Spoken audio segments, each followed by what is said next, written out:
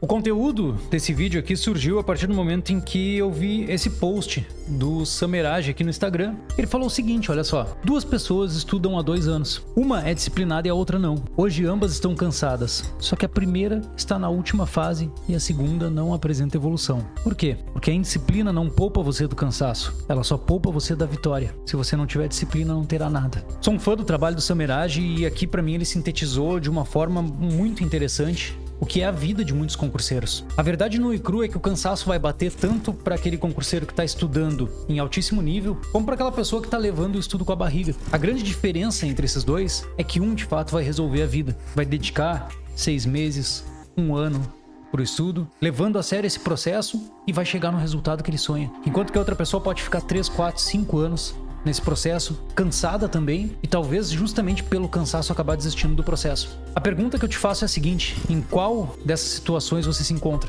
Eu tenho certeza absoluta que se você der uma analisada de forma brutalmente sincera na sua rotina, no seu dia a dia, eu tenho certeza que você consegue responder essa pergunta e saber de que lado você se encontra. Dá uma olhadinha para tua última semana, pro teu último mês, pros últimos 3 meses de estudo, e eu tenho certeza que você vai ter essa resposta. Nesse vídeo você vai entender como quebrar esse ciclo de fracassos e mudar a forma como você conduz esse processo para realmente conseguir alcançar o sucesso. Se você é novo aqui no canal, não é inscrito, se inscreva para receber mais conteúdos como esse, e quando você perceber que esse conteúdo de alguma forma somou para sua vida, quando você tirar algum insight interessante, clica no curtir e comenta para mim o que você aprendeu no vídeo que de alguma forma tenha te ajudado. Eu pessoalmente vou responder cada um dos comentários. Uma das coisas que eu costumo trabalhar nas mentorias é a questão da mentalidade dos estudantes. Porque a realidade é que você ter um bom plano de estudos, você ter bons materiais, acesso a um cursinho, acesso a um site de questões, uma rotina organizada, tudo isso são ferramentas que você utiliza para alcançar a aprovação. Mas o que de fato te aprova, o que de fato vai fazer com que você chegue lá no dia da sua posse é atitude, são seus hábitos,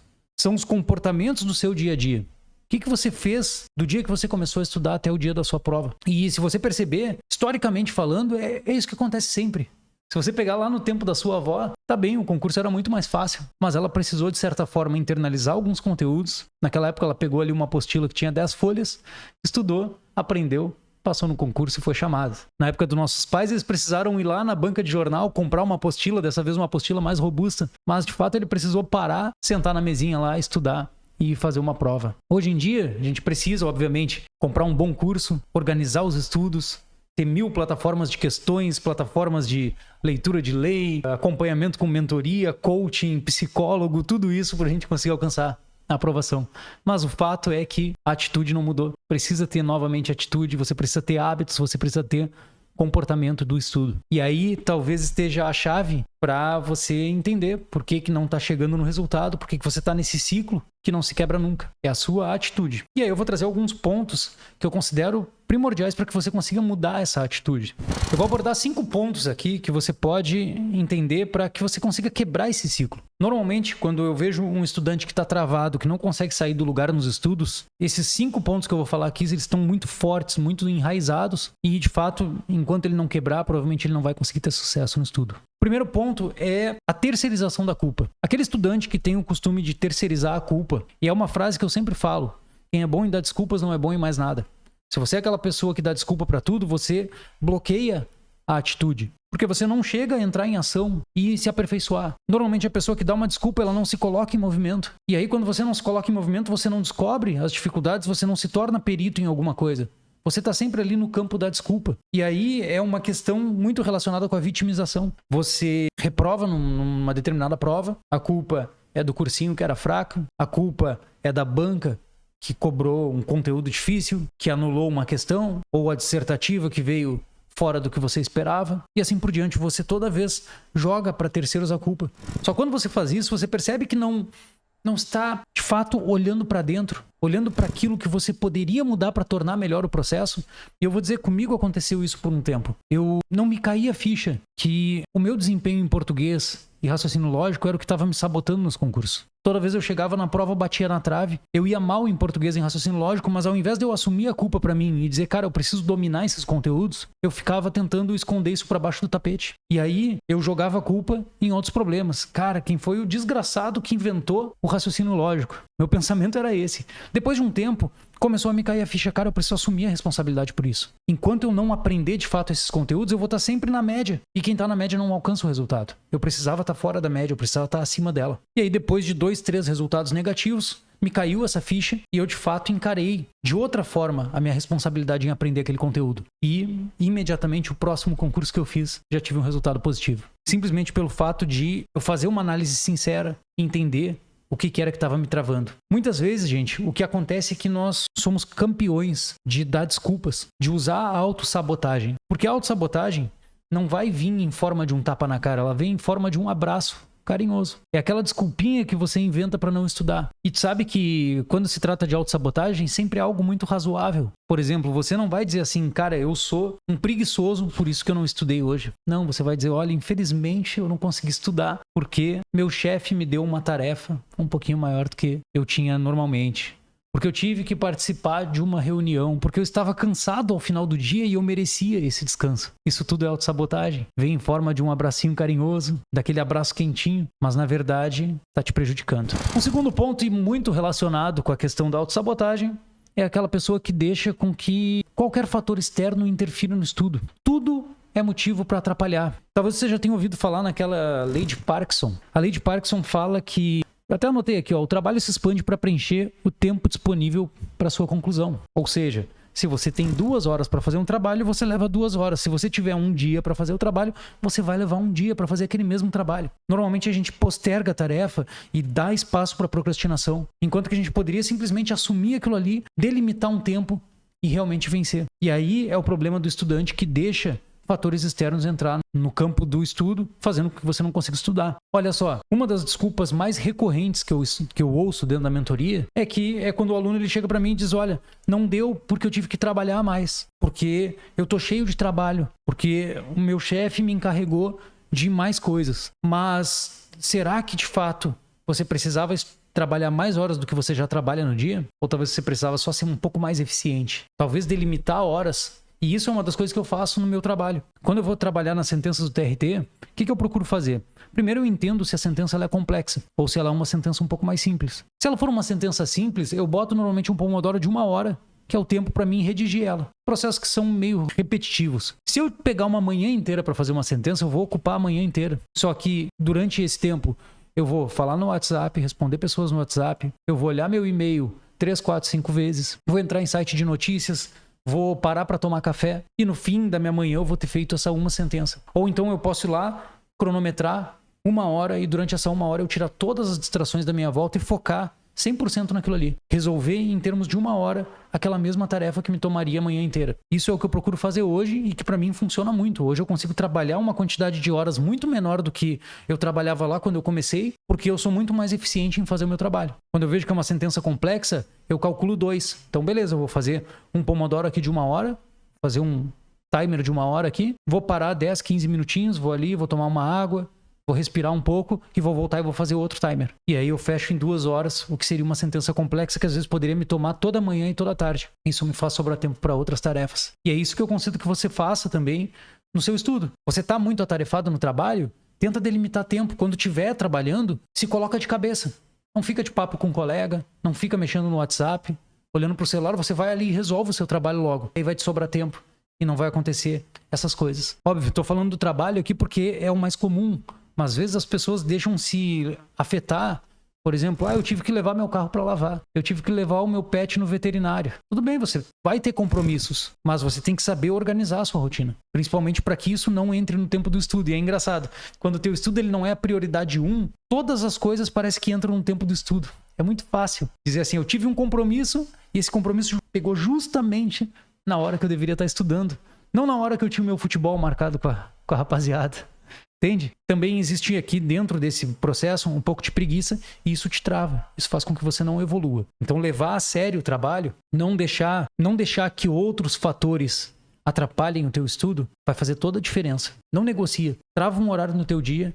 Esse horário não deixa nada entrar nele. Realmente, a não ser que aconteça uma emergência, que a casa esteja pegando fogo, você vai parar o seu estudo. Caso contrário, você vai dar um jeito de resolver em outro momento. Legal? Um terceiro fator que faz com que você fique num ciclo de fracasso é você não assumir de fato a responsabilidade pelo sucesso do seu projeto. O que eu quero dizer com isso? Tem muita gente que simplesmente vai lá, compra um curso e delega 100% do aprendizado dele, 100% do resultado dele na mão do curso. Ou seja, eu vou pegar todas as aulas do cursinho, vou assistir, vou fazer os exercícios que o professor me passar, e às vezes nem isso. De repente, se o cursinho não me passar a revisão, também não vou fazer.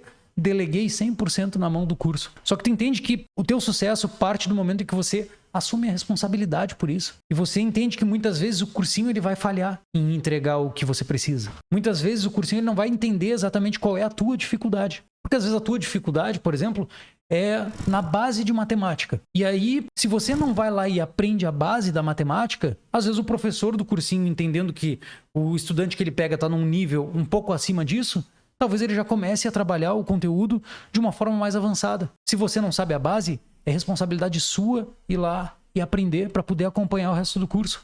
E não a responsabilidade do curso inverter. Claro que eu entendo que quanto melhor o curso conseguir fazer isso, quanto melhor ele conseguir te entregar a coisa de mão beijada, vamos dizer assim, melhor é a qualidade do curso. Mas é uma exceção isso. Em regra, os cursos vão entregar um conteúdo padrão para todos os estudantes. Cabe ao estudante analisar o que ele está errando e buscar aperfeiçoar. Óbvio, esse é só um exemplo, mas você assumir a responsabilidade pelo seu projeto é entender que às vezes você vai precisar fazer coisas que as outras pessoas não estão dispostas a fazer. Você vai precisar sair um pouco do que é o padrão para poder alcançar esse resultado. E somente assumindo 100% da responsabilidade pelo projeto é que você vai conseguir fazer isso. Analisar e personalizar para o seu objetivo. Um quarto ponto, e esse daqui para mim é importantíssimo. Você precisa estar incomodado com a sua situação atual. E óbvio, incomodado não é que você passe o dia reclamando da sua situação atual. Mas eu vou dar um exemplo. Quando eu estava estudando, eu era militar, trabalhava no exército e eu tinha um período de validade, vamos dizer assim. Porque em 2017 seria quando eu daria a baixa do exército, independente de eu querer ou não. Então isso me gerava uma certa pressão, me incomodava. Porque eu sabia que do dia 25 de junho de 2017 em diante, eu estaria desempregado e eu precisava resolver minha vida antes dessa data. Isso me gerou uma incomodação, me gerou uma pressão para que eu estudasse. E aí, de fato, eu consegui resolver minha vida antes dessa data. Só que às vezes a tua situação não é essa. Às vezes a tua situação é aquela de um parcial conforto, vamos dizer assim. Normalmente quem está procurando estudar para concurso público, de certa forma está incomodado com alguma coisa. Quer talvez uma remuneração melhor, quer trabalhar menos horas, quer ter estabilidade no emprego, poder saber que não vai ser demitido a qualquer momento, entre vários outros benefícios que você pode ter a partir do estudo. Mas, às vezes, essa pessoa ela está num parcial conforto. Está num trabalho que não paga o salário que ela sempre sonhou, mas que, de repente, paga um salário legalzinho, que dá para pagar as contas de casa. Tem um trabalho que é incomodativo, mas que a pessoa consegue engolir aqueles sapos ali e levar numa boa. Ou às vezes o trabalho é legal, é interessante, mas a remuneração é ruim. Ou então você está trabalhando demais, mas está ganhando bem. Ou várias outras hipóteses que a gente pode citar aqui. Mas entende que às vezes o fato de você não estar incomodado com a sua situação não gera uma certa energia para você se mexer. A raiva é uma energia que faz a gente se colocar em movimento. Quando a gente passa por situações que nos deixam com raiva, normalmente é o momento que a gente toma atitudes. Por exemplo, uma pessoa que está insatisfeita com o relacionamento. De repente ela vem há anos levando com a barriga aquilo ali, mas aí quando acontece uma coisa que deixa ela com muita raiva, ela vai lá para aquela pessoa e olha, não quero mais, acabou. Ela toma aquela atitude. Então nem sempre a raiva vai ser algo ruim. Às vezes você sentir raiva da sua situação atual faz com que você se mexa. E eu vejo muito isso. Conheço muitas pessoas que, por terem uma situação muito confortável, muito boa, embora elas sonhem em passar em concurso público, elas não conseguem ter energia suficiente para se colocar em movimento. Ou então até se colocam em movimento, mas não o suficiente para chegar no resultado. E esse é um ponto de reflexão que eu acho que vale a pena você levar em consideração. Pensa na tua rotina. Olha um pouco pro teu dia a dia e vê se você tá feliz com a sua situação atual e pensa no que te incomoda. E às vezes fortalecer isso é uma forma de você gerar energia para mudar. Então dá uma focada nesse ponto. Antes da gente falar do nosso quinto ponto, se você está estudando para concurso público, sente que precisa de um acompanhamento, de uma pessoa que vai pegar você da mão e te dar todo o direcionamento, tanto te trazendo organização, metodologia de estudo e de vez em quando te dando aquele puxãozinho de orelha quando você entrar numa situação confortável como essa e começar a querer procrastinar no estudo, você vai ter alguém ali para puxar a tua orelha. Se você acha que precisa disso nesse momento, clica aqui no link que vai estar na descrição e ali tem as inscrições para a mentoria Experts, você pode preencher o formulário e está entrando numa próxima turma. Tenho certeza que eu posso te ajudar nessa jornada. Nosso quinto ponto para quebrar esse ciclo de fracasso é a aprender com os erros. Um grande problema de quem não consegue ter resultado é porque essa pessoa normalmente ela não aprende com os erros. Ela insiste nos mesmos erros. Talvez essa pessoa várias vezes já começou o estudo dela, teve aquela empolgação inicial, passado algumas semanas, a motivação foi embora e aí foi só questão de tempo até ela abandonar o estudo. 2, 3 meses depois essa pessoa volta. Agora vai ser diferente. E aí novamente ela está entrando naquele mesmo ciclo, só que ela percebe que ela está entrando no ciclo e ela não faz nada para conseguir mudar aquela situação. É aqui que entra a sua habilidade de aprender com os erros. Se você, por acaso, já começou o estudo 1, 2, 3 vezes e ao longo do processo você foi deixando seu estudo morrer, você já sabe exatamente quais são os comportamentos que acontecem quando vem esse processo. Quais são os fatores que acontecem no seu ambiente que vão te levando a querer abandonar o estudo. Se você consegue compreender isso, você consegue evitar também. E aí entra a habilidade de você aprender com os erros. Se são ciclos de fracasso, como eu falei no título do vídeo, você precisa quebrar esse ciclo. Entender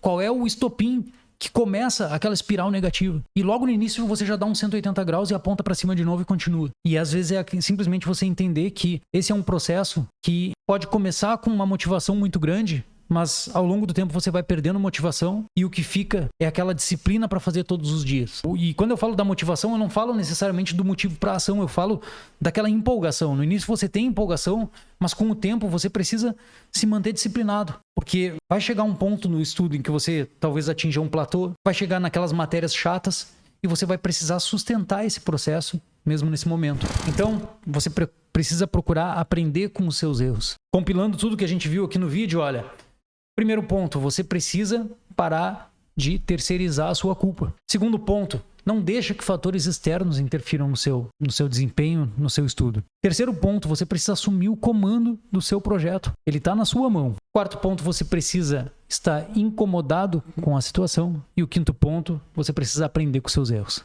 Tenho certeza que você analisar o seu dia a dia, tentar entender mentalmente o que acontece com você para que esses ciclos se repitam, você consegue quebrar a partir disso. Legal? Foi um prazer trazer esse conteúdo para você. Nos vemos no próximo vídeo. Grande abraço.